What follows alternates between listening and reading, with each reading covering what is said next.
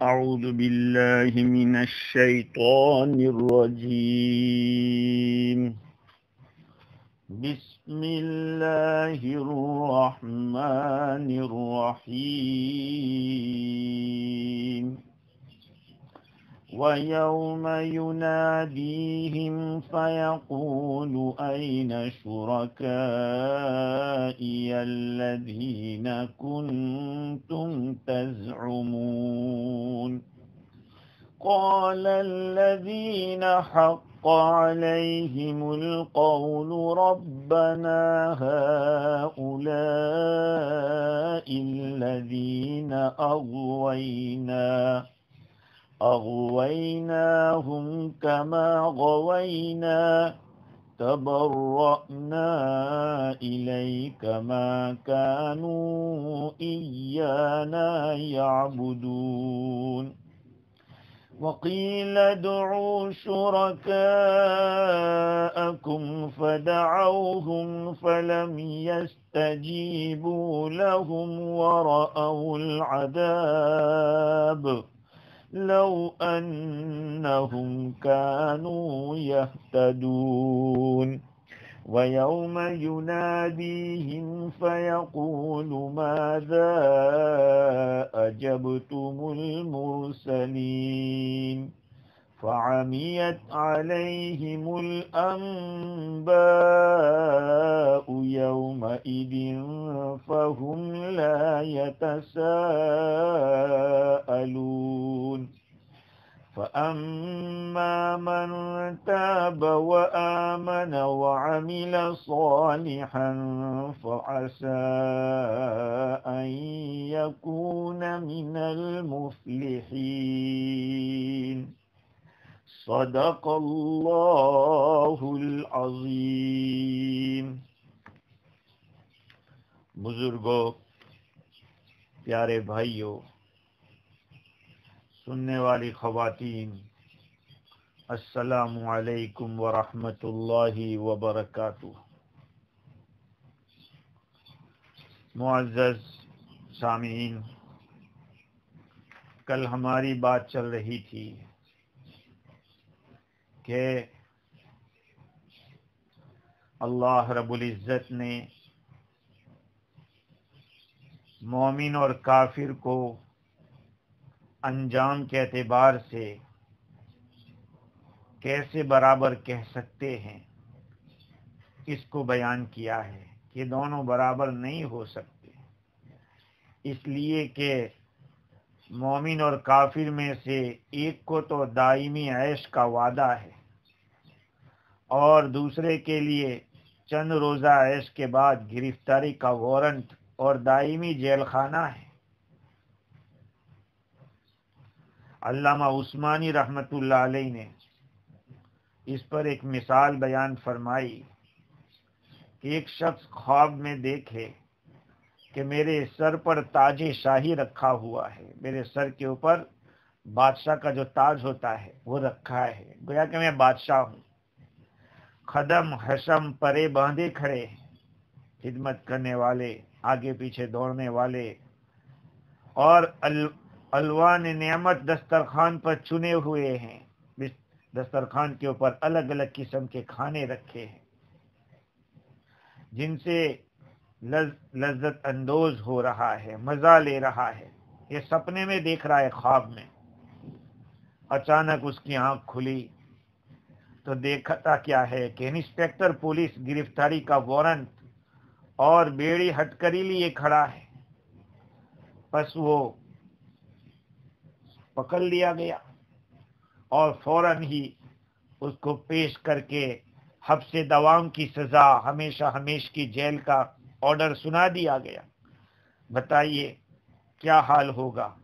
کہا بس ان کا بھی یہی حال ہے کہ ایک ایمان والا جو ہے وہ دنیا کے اندر تو تکلیف کاٹ کے جائے گا، لیکن جو بغیر ایمان کے ہے، کافر ہے، وہ اسی دنیا کی لذتوں کو اور مزوں کو یہ سوچ رہا ہے کہ یہی معراج ہے دنیا کی، یہی اصل ترقی ہے، یہی پروگریس ہے.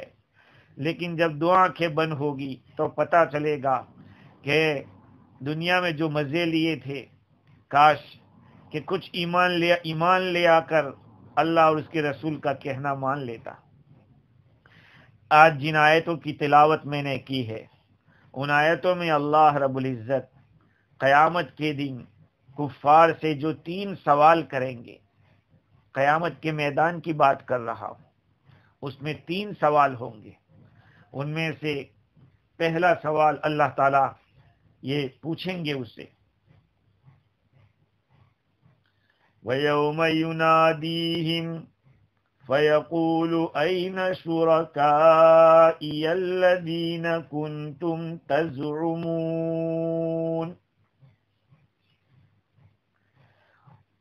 اس دن کو یاد کرو جس دن ان کو پکاریں گے،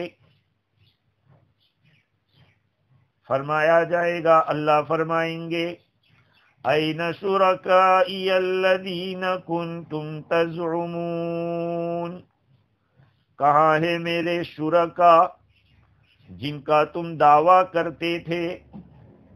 یعنی اللہ کا تو کوئی شریک ہے نہیں، لیکن یہ ان کا استہزاء کیا گیا ہے کہ اچھا تم تو میرے پارٹنر مانتے تھے دنیا میں، کہاں ہے وہ میرے پارٹنر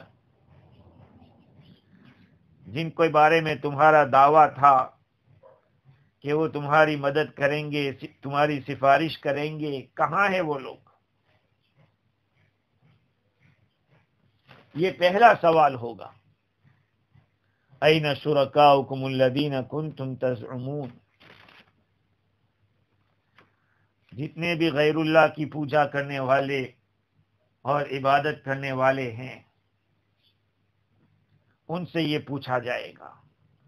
تفسیر روح البیان میں کشف الاسرار کے حوالے سے لکھا ہے کہ یہ بھی ایک قسم کا عذاب ہے، اس لیے کہ اس کا جواب ان کے پاس کوئی ہے ہی نہیں اور ہوگا بھی نہیں۔ ہاں، جو جواب ہو سکتا ہے وہ ایسا جواب ہوگا جس میں ان کی رسوائی ہوگی، ان کا فضیحہ ہوگا اور ان کے خود کے اپنی جہالت کا اعتراف ہوگا۔ کہاں ہے میرے شرکا؟ اللہ کا کوئی شریک نہیں، لیکن ان کا یہ دعویٰ تھا، جن چیزوں کی پوجا کرتے تھے ان کے بارے میں یہ سوچتے تھے کہ یہ ہمیں کچھ نفع پہنچائیں گے۔ قال الذين حق عليهم القول ربنا هؤلاء الذين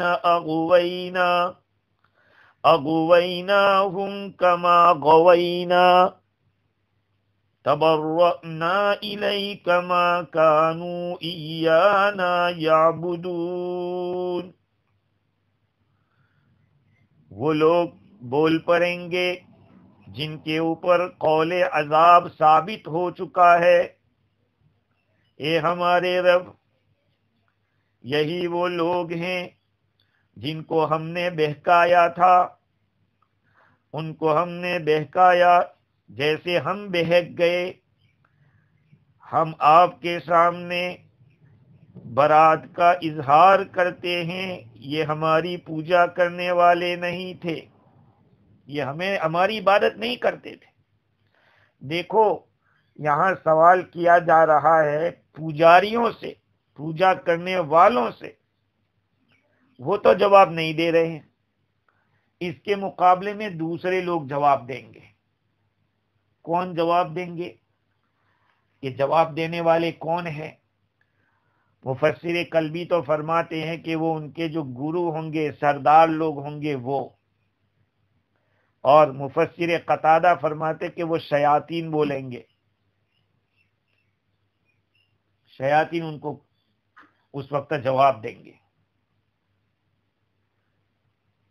کیا جواب ہوگا؟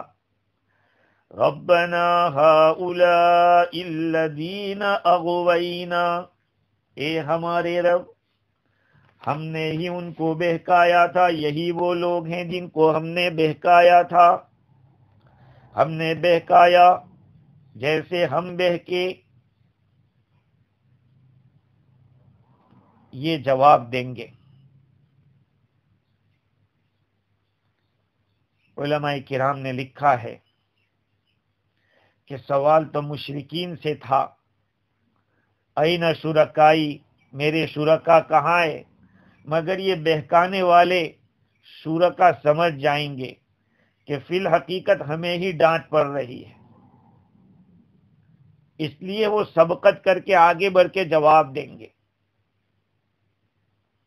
مثال کے طور پر اگر دو چار چور ہو اور ان کا کوئی باس ہو، یہ سب پکڑے جائیں تو ان چوروں سے کہا جائے کہ اچھا تمہیں کس نے کہا تھا چوری کرنے کا؟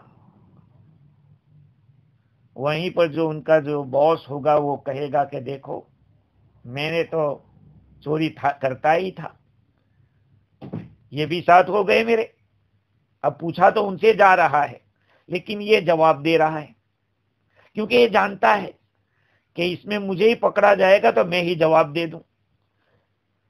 یہاں پر بھی یہ جو شیاطین ہے یا یہ ان کے جو ان کے سردار ہیں، وہ آگے بڑھ کے جواب دیں گے کہ ہم بہکے تھے، ہم تو بہک گئے تھے، اور اس کی تکمیل بہکانے سے کی ہے۔ ایک آدمی باطل عقیدے کے اندر پھنس گیا ہے، گمراہ ہو گیا ہے، تو ٹھیک ہے گمراہ ہے، وہ اپنے ہو گیا گمراہ، لیکن وہ گمراہی کی لوگوں کو دعوت دینے لگے تو سمجھو کہ وہ ایکسپرٹ ہو گیا ہے، اس میں بہت آگے نکل گیا ہے۔ ایک آدمی خود گمراہ ہوا ہے تو اس کو تو سمجھایا جائے، اس کو کچھ سکھایا جائے، لیکن جو آدمی گمراہ ہو کے لوگوں کو گمراہ کرنے لگے، سمجھو کہ یہ گمراہی کے اعلیٰ درجے پر پہنچ گیا ہے۔ تو یہ بھی یوں کہیں گے کہ ہم تو گمراہ ہو گئے تھے، لیکن اس گمراہی کی تکمیل اور اس میں پرفیکٹ ہو جانا اسی وقت ہو سکتا تھا کہ ہم بھی دوسروں کو بہکائے، تو ہمارے بہکانے سے ہم نے اس کی تکمیل کی، کیونکہ بہکانا یہ بہکنے کی انتہا ہے۔ گویا کہ یہ یوں کہہ رہے ہیں کہ اللہ، ہم نے اغوا کرنے کا اور گمراہ کرنے کا جرم تو کیا ہے، لیکن ہم نے کوئی زبردستی تھوڑی کی تھی ان پر، یہ تو ان کی ہوا پرستی تھی، ان کو بھی بھاتا تھا اور اچھا لگتا تھا جو ہمارے بہکانے میں آ گئے۔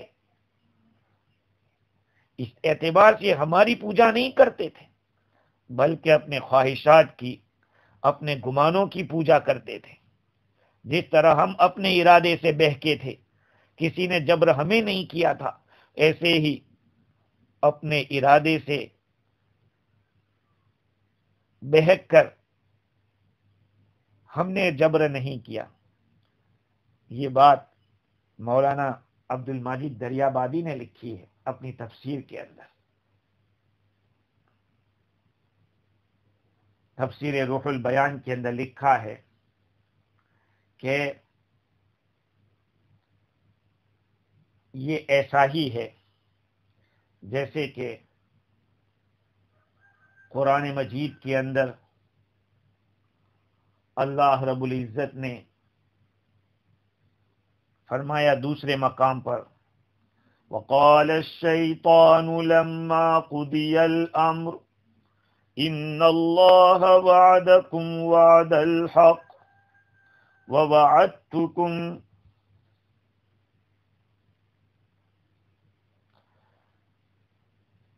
شیطان کہے گا لما قضی الامر، جب فیصلہ ہو گیا کہ ان اللہ وعدکم وعد الحق ووعدتکم، اللہ نے تمہیں ایک وعدہ کیا تھا اور میں نے ایک وعدہ کیا تھا،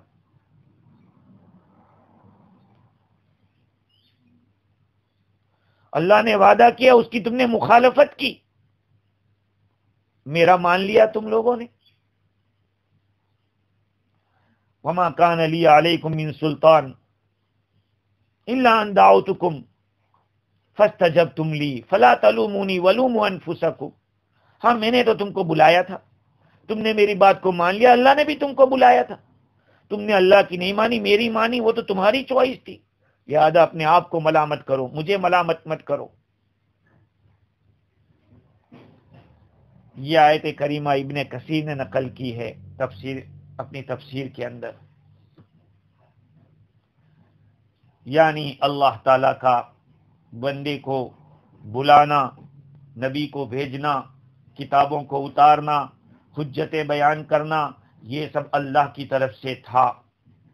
اور ایک طرف شیطان کا اور اس کے چیلوں کا دنیا کو مزین کرنا اور بت پرستی کو، خدا کی نافرمانی کو سنوار کر پیش کرنا، یہ دو باتیں آئی. لیکن ان دو میں سے تم نے میرا سن لیا اور اللہ کا نہیں سنا. حالانکہ ہماری تصویر کے مقابلے میں، ہمارے بہکانے کے مقابلے میں قابل اتباع تو اللہ کی ذات تھی. تو یہ سوال تو ہوا تھا کفار سے، لیکن یہ جواب دیں گے آگے بڑھ کے، اس لیے کہ وہ جانتے ہیں کہ ڈانٹ ہمیں ہی پڑنے والی ہے، رسوائی ہماری ہی ہونے والی ہے، اس لیے وہی خود کہہ دیں گے. لیکن یہاں پہ روح البیان میں ایک بات لکھی ہے، وہ عجیب بات ہے. ڈائریکٹ انہوں نے نہیں کہا کہ ہم نے ان کو گمراہ کیا تھا، بلکہ یہ کہا کہ یہ لوگ ہیں جن کو ہم نے بہکایا تھا. اس میں اشارہ تو یہ بھی ہو سکتا ہے کہ اللہ جیسے ہماری تقدیر میں ہدایت نہیں لکھی تھی، ان کی تقدیر میں بھی نہیں لکھی تھی، تو جیسے ہم بہک گئے یہ بھی بہک گئے. لیکن پہلے انہوں نے اپنی طرف یہ کر کے کہ ہم نے بہکایا. اس کے مقابلے میں شیطان نے تو یہ کہا تھا فَبِمَا أَغْوَيْتَنِي لَأَقْعُدَنَّ لَهُمْ صِرَاطَكَ الْمُسْتَقِيمَ. قَالَ فَبِمَا أَغْوَيْتَنِي، شیطان نے کہا اللہ تعالی سے کہ تو نے مجھے بہکایا، اس لیے میں ان کے راستوں کے اوپر بیٹھوں گا. لَأَقْعُدَنَّ لَهُمْ صِرَاطَكَ الْمُسْتَقِيمَ، تیرے سیدھے راستے پہ بیٹھوں گا. ثُمَّ لَآتِيَنَّهُمْ مِنْ بَيْنِ أَيْدِيهِمْ وَمِنْ خَلْفِهِمْ وَعَنْ أَيْمَانِهِمْ وَعَنْ شَمَائِلِهِمْ وَلَا تَجِدُ أَكْثَرَهُمْ شَاكِرِينَ. پھر میں ان کے پاس آؤں گا، من بین ایدیہم، سامنے سے آؤں گا، پیچھے سے آؤں گا، رائٹ سائڈ سے آؤں گا، لیفٹ سائڈ سے آؤں گا، نیچے سے نہیں آئے گا، کیونکہ ایسے ہی اس کے اندر گھمن ہے، کبر ہے، وہ کہاں نیچے کو قبول کرے گا. اور تو اکثر لوگوں کو شکر گزار نہیں پائے گا. تو شیطان نے تو ڈائریکٹ اللہ سے کہا کہ تو نے مجھے گمراہ کر دیا. انسان بنی آدم ہے، اس لیے اس میں چاہے کتنے کم گھٹیا قسم کا آدمی کیوں نہ ہو، انسان ہونے کے ناطے اس میں کچھ نہ کچھ تو ادب ہوتا ہے. اولیاء کرام اللہ کے بہت قریب ہوتے ہیں تو وہ اور زیادہ ادب کا لحاظ رکھتے ہیں، اور جو اس طرح سے اللہ سے دور ہوتے ہیں، اللہ کے نافرمان ہوتے ہیں، لیکن حضرت انسان میں انسان ہونے کے ناطے کچھ نہ کچھ تو ادب ہوتا ہے. یہ بات علامہ حقی نے اپنی تفسیر کے اندر لکھی. تو اللہ تعالی بیان کر رہے ہیں کہ گمراہ ہونے والے اور گمراہ کرنے والے، ان دونوں کی یہاں پہ دشمنی ہو جائے گی. تبرأنا الیک، وہ لوگ کہیں گے کہ ہم تو ان سے بیزار ہے اور ان چیزوں سے بیزار ہے جس کو انہوں نے اختیار کیا، بتوں کو اور معبود اور باطل معبودوں کو جو انہوں نے چوز کیا، ہم ان ساری چیزوں سے بیزار ہے، منکر ہے. ما کانوا ایانا یعبدون، یہ ہماری پوجا نہیں کرتے تھے، یہ تو اپنی خواہشات کی کرتے تھے، اپنی شہوتوں کی اطاعت کرتے تھے. قرآن مجید میں ایک اور مقام پہ اللہ تعالیٰ فرماتے ہیں الأخلاء يومئذ بعضهم لبعض عدو إلا المتقين. اس دن گہرے دوست بھی ایک دوسرے کے دشمن ہو جائیں گے، مگر پرہیزگار کی دوستی کام لگے گی. ہاں، ورنہ دنیا کے خاطر تعلقات رکھنے والے یاد رکھ لیں، یہ دنیا میں سارے تعلقات یہیں پہ اسٹاپ ہو جائیں گے، قیامت میں تو ایک دوسرے کے دشمن بن جائیں گے. اخلا کا لفظ استعمال کیا قرآن نے، اصدقاء نہیں کہا. اصدقاء ایسے ہی دوست کو کہتے ہیں، اور اخلا خلیل ایسا دوست جو بہت گہرا ہو. سیدنا ابراہیم علیہ السلام کو خلیل اللہ کہا گیا، اسی لیے بہت گہری دوستی ہو وہاں خلیل کہا جاتا. اللہ تعالیٰ فرماتے کہ اس دن کتنے گہرے دوست بھی ہوں گے لیکن دشمن ہو جائیں گے. ہاں، پرہیزگار لوگ ہوں گے. اس لیے میرے عزیزو، پرہیزگاروں سے تعلق پیدا کرو. اور اللہ کی قسم میں بہت دل سے بات آپ کو کہہ رہا ہوں، میں اور آپ جس دور سے گزر رہے ہیں، اس دور میں کسی اللہ والے سے تعلق پیدا کرنا بے انتہا ضروری ہے. ورنہ آدمی اپنے نالج پر فخر کر کے، یا اپنے علم پر بھروسہ کر کے، یا اپنے ریسرچ کے اوپر اعتماد کر کے اگر بیٹھ جائے گا تو گمراہ ہو جائے گا. جب تک کسی اللہ والے کے پاس نہیں بیٹھیں گے وہاں تک اندر کی کایا پلٹے گی نہیں. اللہ والوں کی صحبت اختیار کرو. اور آج ہمیں زیادہ ضرورت ہے اس بات کی، کیونکہ ایمان کے لالے پڑ رہے ہیں، ایسے حالات سے ہم لوگ دوچار ہیں. ہمیں پرہیزگاروں کی دوستی اختیار کرنی چاہیے، ان کی باتوں پہ چلنا چاہیے، عمل کرنا چاہیے. اب آپ کو وہ دیکھنا ہے کہ آپ کس سے اپنا تعلق قائم کرتے ہیں. اللہ والوں کے ساتھ جڑ جاؤ میرے عزیزوں، بہت ضرورت ہے اس زمانے کے اندر. خیر، وہ لوگ تو برات کا اظہار کر دیں گے. اللہ سبحانہ و تعالی دوسرا سوال کریں گے، وَقِيلَ ادْعُوا شُرَكَاءَكُمْ، اور ان کافروں سے کہا جائے گا اپنے شریکوں کو پکارو. ہاں، ان سے کہا جائے گا جن بتوں کی تم نے پوجا کی تھی، یا جن معبودہ نے باطلہ کی پوجا کی تھی، ان کو پکار لو. آج وہ حیرت میں رہ جائیں گے کہ اچھا ہم کو تو پکارنے کا حکم دیا جا رہا ہے. فَدَعَوْهُمْ، وہ پکاریں گے. علامہ عثمانی کی بات سے پتہ چلتا ہے کہ وہ مدد کو بلائے. اللہ تعالیٰ کی طرف سے کہا جائے گا ان کو مدد کے لیے بلا لاؤ، مگر وہ کیا مدد کر سکتے، کیونکہ خود اپنی مصیبت میں وہ گرفتار ہوں گے. حضرت شاہ صاحب رحمۃ اللہ علیہ نے جو بات بیان فرمائی ہے کہ شیطان نیک لوگوں کے نام لے گے، شیطان بھی کہے گا کچھ نیک لوگوں کے نام بیان کرے گا، تو مشرکین سے کہا جائے گا کہ جاؤ انہی نیک لوگوں کو بلا لاؤ. وہ جواب نہیں دیں گے.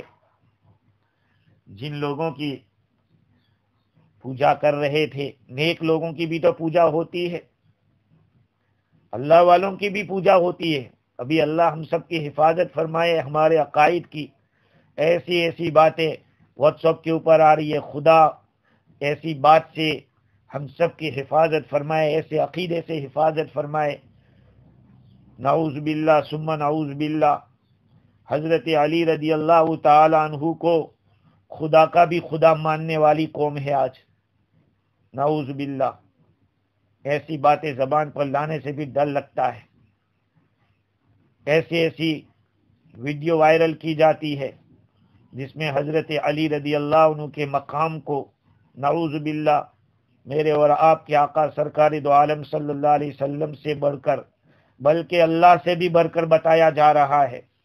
یہ ایسا دور ہے کہ قدم قدم پہ ایمان کے سودے ہو رہے ہیں.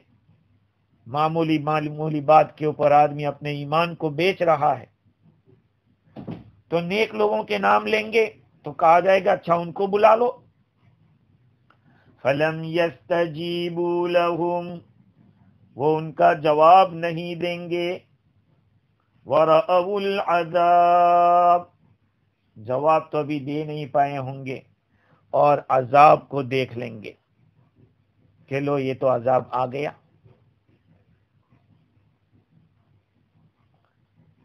اللہ تعالیٰ فرماتے ہیں کہ اس وقت لو انہم کانوا یہتدون، یہ کہیں گے کہ کاش ہم لوگ ہدایت پا لیتے تو یہ ہدایت ان کو نجات دے دیتی. قرآن نے یہ لفظ بیان محذوف رکھا، لو انہم کانوا یہتدون، اگر ہم لوگ کہ وہ لوگ کہیں گے کہ کاش وہ ہدایت پا لیتے. ہدایت پا لیتے تو کیا ہو جاتا؟ کہ نجات پا لیتے، چھوٹ جاتے آج کے عذاب سے. اب وہ جواب نہیں دیں گے تو کیوں نہیں دیں گے؟ جواب دینے کی طاقت نہیں ہوگی، قدرت نہیں ہوگی، مدد کرنا نہیں ہوگا. وہ جانتے ہیں، نیک لوگ تو جانتے کہ ہم نے تو ان کو کہا ہی نہیں تھا.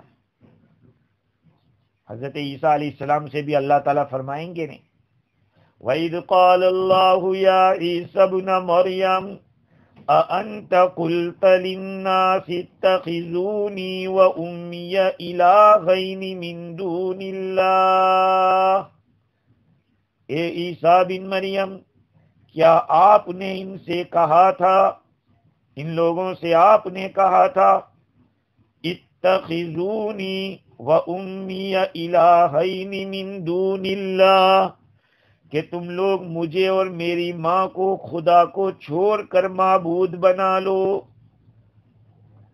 قال سبحانک ما یکون لی ان اقول ما لیس لی بحق، عیسیٰ علیہ السلام عرض کریں گے کہ مجھے کیا حق ہے کہ میں ایسی بات کہوں جو حق نہیں ہے. ما یکون لی ان اقول ما لیس لی بحق، جس کا مجھے کوئی رائٹ نہیں ہے وہ میں بات میں کیسے کہوں. ان کنت قلتہ فقد علمت، اگر یہ بات میں نے کہی تھی تو تو جانتا ہے کہ کہی تھی یا نہیں کہی تھی. تو ہر جگہ حاضر تھا، تیری یہاں سب چیزیں ریکارڈ ہے، تو جانتا ہے. تعلم ما فی نفسی ولا اعلم ما فی نفسی، تو میرے دل کی بات کو بھی جانتا ہے، میں نہیں جانتا. یہ ہے، یہ دوسرا سوال ہوا. یہ تیسرا سوال ہوگا، وَيَوْمَ يُنَادِيهِمْ فَيَقُولُ مَاذَا أَجَبْتُمُ الْمُرْسَلِينَ، اس دن ان کو پکاریں گے، فرمائیں گے اللہ تعالیٰ تم نے رسولوں کا کیا جواب دیا، تم لوگوں نے رسول کا کیا جواب دیا تھا.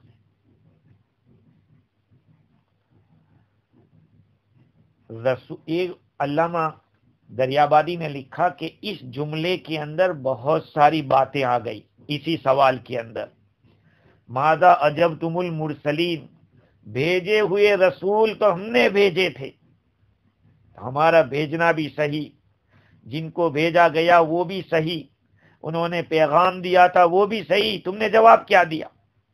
اس میں متعدد علامتیں پوشیدہ ہے کہ رسول بھی آئے تھے، میں نے بھیجے تھے، تم کو ملے بھی تھے، تب تو جواب پوچھ رہے ہیں کہ تم نے کیا جواب دیا تھا، تمہارے پاس آئے تھے. تو اس لیے وہ بے خبری کا عذر تو پیش کر ہی نہیں سکتے کہ ہم نہیں جانتے کون رسول تھے، کیسے آئے تھے. کوئی جواب اس کا نہیں ہو سکتا. اللہ تعالیٰ فرماتے ہیں کہ اب کیا ہوگا، جواب تو دے نہیں پائیں گے.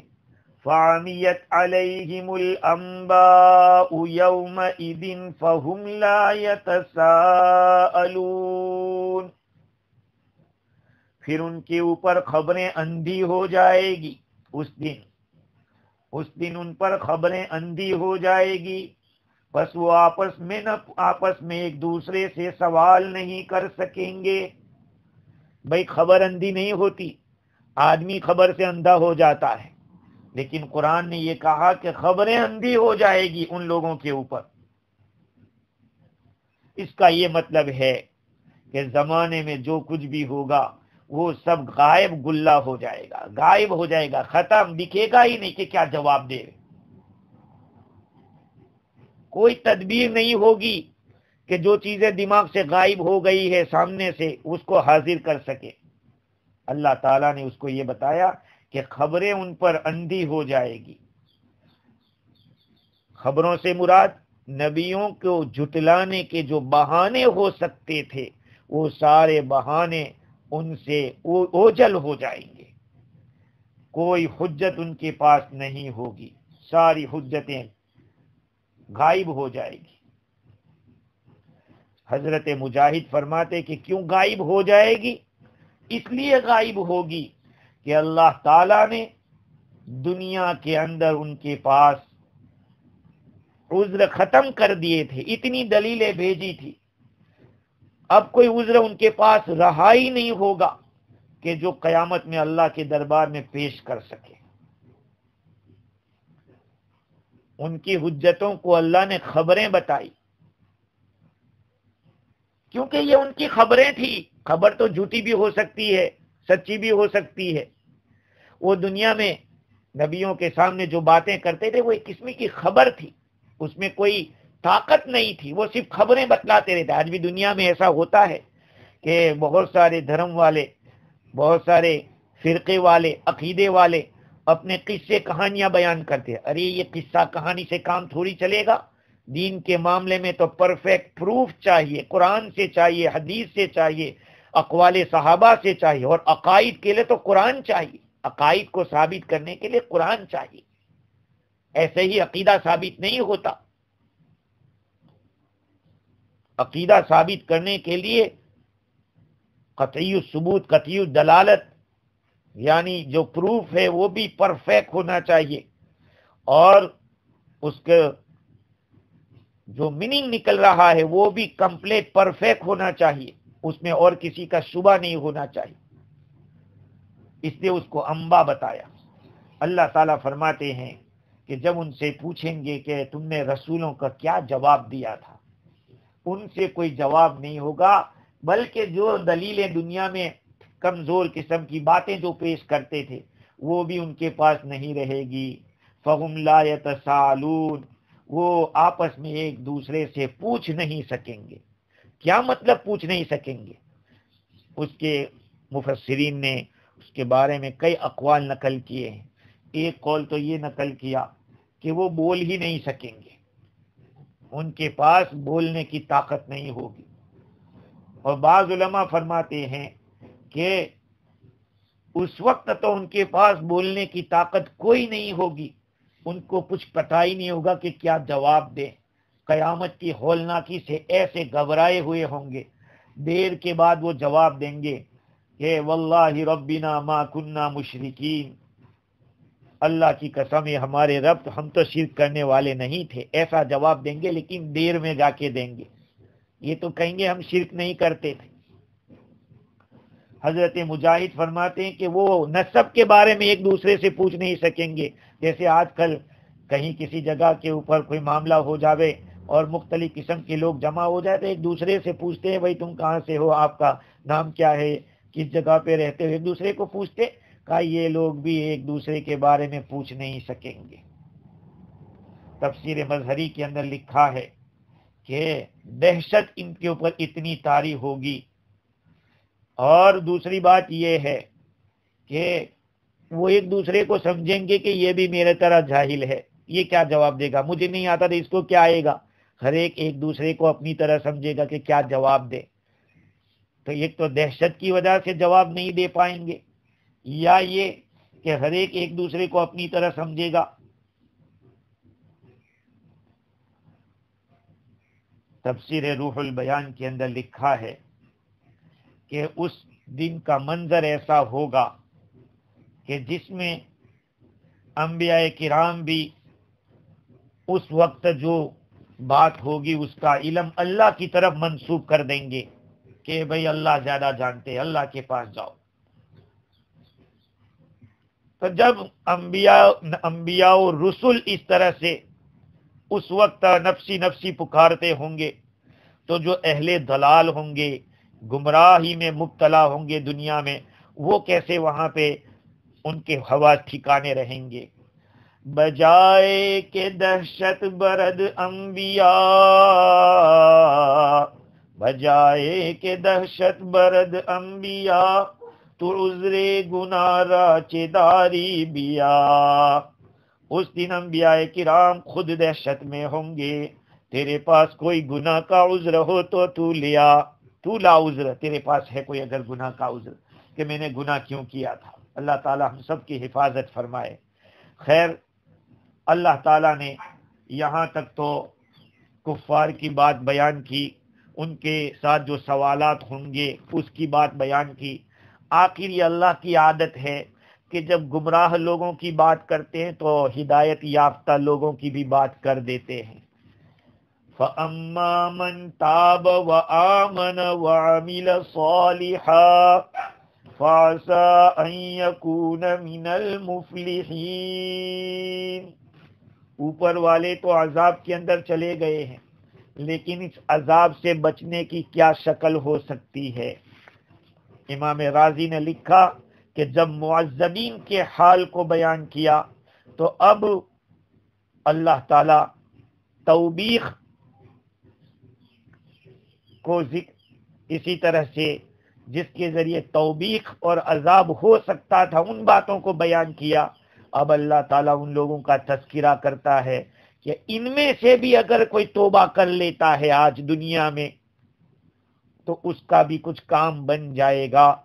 اللہ تعالیٰ توبہ کی رغبت دلا رہے ہیں اور کفر پر جمنے سے ڈانٹ رہے ہیں کہ اس سے باز آ جاؤ۔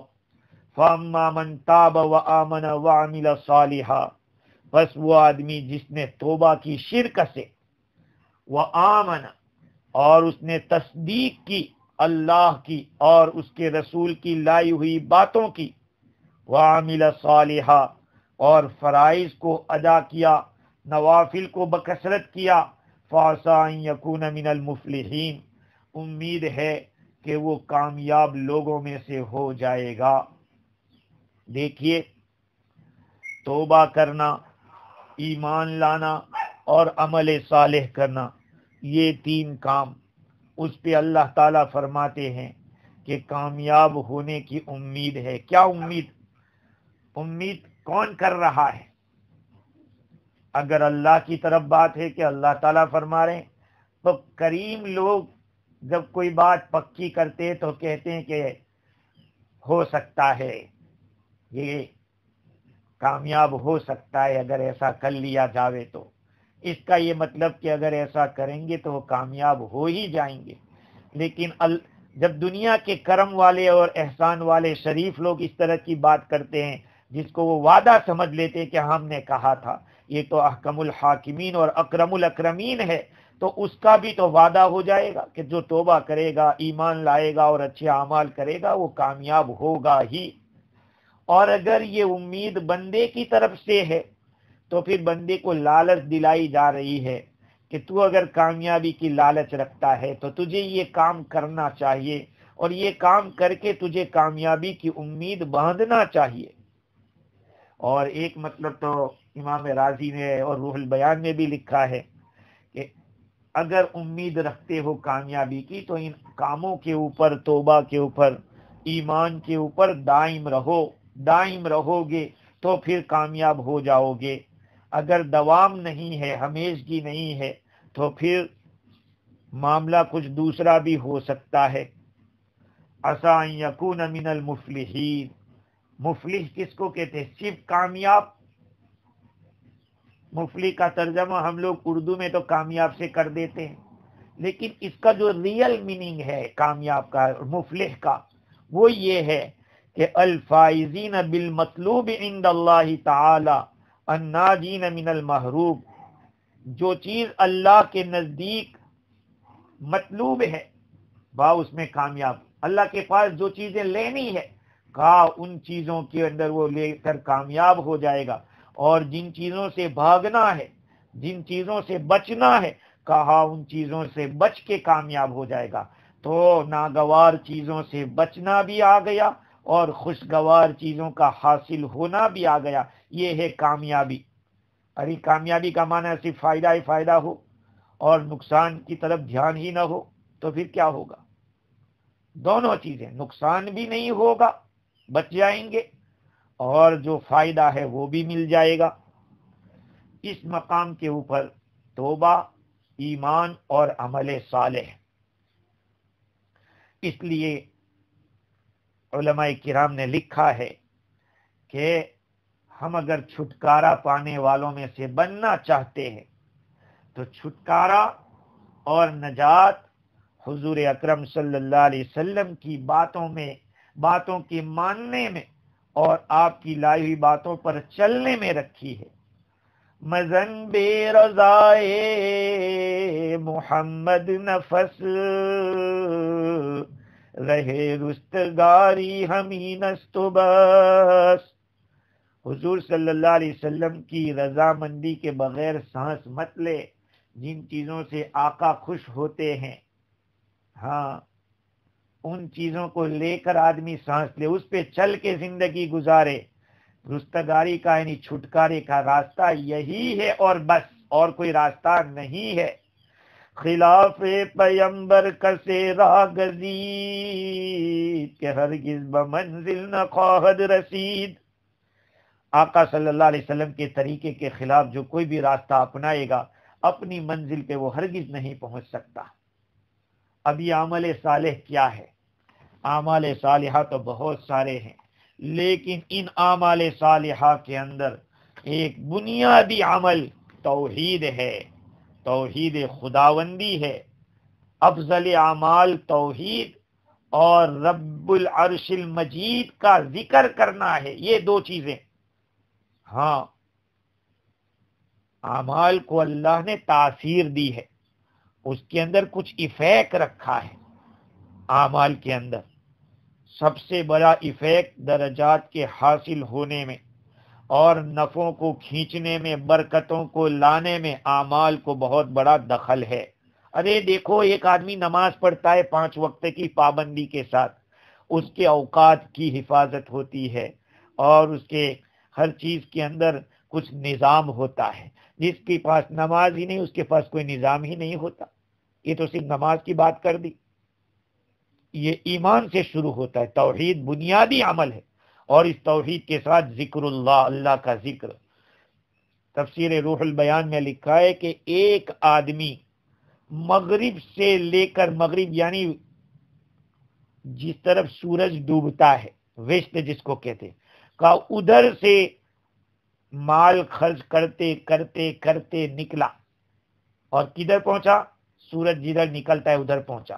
اور دوسرا آدمی ایسٹ سے نکلا، خرچ کرتے، اپنے ہاتھ میں تلوار لے کر جان کی بازی لگاتے ہوئے، جہاد کرتے ہوئے نکلا یہاں تک کہ مغرب تک پہنچ گیا، لیکن اللہ کا ذکر کرنے والا ان میں بھی بڑا ہے، بڑھا ہوا ہے۔ کیونکہ تفسیر روح البیان نے ایک روایت نقل کی، ذکر اللہ علم الایمان، اللہ کا ذکر ایمان کی نشانی ہے۔ کیوں نشانی کہا؟ یہ حدیث آگے کے بعد تو انہوں نے لکھی ہے، اس لیے کہ مشرک جب لا الہ الا اللہ کہہ دیتا ہے تو اس پر اسلام کا فیصلہ کیا جاتا ہے، نفاق سے بری ہونے کا فیصلہ کیا جاتا ہے، کیونکہ منافق اللہ کا ذکر بکثرت نہیں کرتے تھے۔ تو جب لا الہ الا اللہ کہا تو یہ ایمان کی نشانی۔ پھر آگے فرمایا وَحِرْزٌ مِّنَ الشَّيْطَانِ وَحِسْنٌ مِّنَ النَّارِ، شیطان سے بچاؤ ہے، جہنم سے نجات ہے، جہنم سے حسن ہے، حفاظت کی چیز ہے۔ اور کلمات قدسیہ میں تو یہ ہے کہ لا الہ الا اللہ حسنی فمن دخل حسنی امین من عذابی، لا الہ الا اللہ یہ میرا ایک قلعہ ہے، جو آدمی میرے قلعے میں داخل ہو جائے گا وہ میرے عذاب سے مأمون ہوگا۔ تفسیر روح البیان میں ایک حکایت نقل کی اعمال صالحہ کے بارے میں کہ ایک مرتبہ ابراہیم بن ادہم رحمت اللہ علیہ پبلک باتھ روم میں گئے، جس کو حمام کہتے تھے۔ اس زمانے میں ایسے حمام ہوتے تھے جہاں پہ غسل کرنے کے لیے پانی گرم ہوتا تھا، ایک آدمی نہلاتا تھا، ایک آدمی اس کو مسلتا تھا، صابن لگاتا تھا، یہ سب اس کو حمام میں اس طرح کا ہوتا تھا۔ تو ایک مرتبہ ابراہیم بن ادہم رحمت اللہ علیہ تشریف لے گئے، دیکھا کہ یہاں تو پیسہ لیا جاتا ہے، تو آپ نے فرمایا کہ جب ان غسل خانوں میں بغیر اجرت کے داخلہ نہیں ہو سکتا، انٹری بغیر فیس کے نہیں ہو سکتی، تو پھر حالانکہ یہ تو شیطان کا گھر ہے، کیا فرمایا؟ اذا منی الانسان من دخول بیت الشیطان بلا شیء، جب شیطان کے گھر کے اندر داخلہ انسان کا بغیر پیسے کے نہیں ہو سکتا، فَأَنَّا يُدْخَلُ بَيْتَ الرَّحْمَنِ بِلَا شَيْءٍ، تو پھر رحمان کے گھر کے اندر جو جنت اس نے سجائی ہے وہ بغیر چیز کے کیسے ہو سکتی ہے کہ وہاں ایسے ہی انٹری مل جائے؟ اس لیے میرے عزیزو، اعمال کی طرف دھیان دیں اور اپنے ایمان کی حفاظت کی دعا بھی کریں اور بار بار کلمہ طیبہ کا ورد بھی کریں، کسی اللہ والے سے اپنا تعلق قائم کریں۔ اللہ سبحانہ و تعالی مجھے اور آپ کو دین کی صحیح سمجھ عطا فرمائے، ہمارے ایمان کی حفاظت فرمائے، موت تک دین پر قائم رہنے کی توفیق عطا فرمائے۔ وآخر دعوانا ان الحمد للہ رب العالمین۔